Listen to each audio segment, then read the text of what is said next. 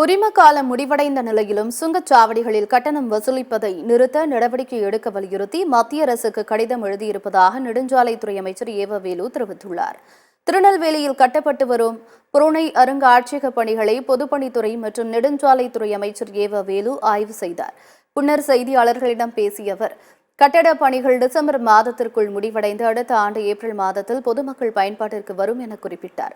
Tirunelveli to Tenkasi தேசிய நெடுஞ்சாலை பணிகளை விரைவுபடுத்தியிருப்பதாகவும், திருநெல்வேலி புறவழிச்சாலை பணிகள் விரைவாக நடைபெறுவதற்காக பணிகள் நடைபெற்று வருவதாக கூறினார்.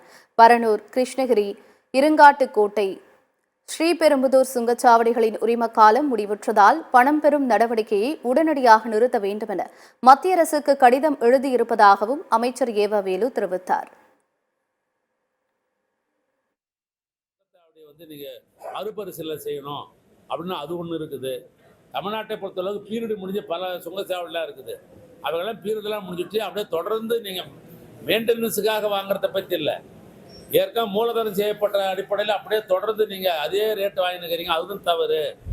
அந்த பீரியடு முடிஞ்சிட்ட பாடு நீங்கள் குறைந்த கட்டணம் மெயின்டெனன்ஸுக்கு எப்படியும் பண்ணணும், அதுக்கு தான் நீங்கள் வாங்கணும்னு அதுவும் தொடர்ந்து கடிதம் எழுதி கொண்டிருக்கிறோம்.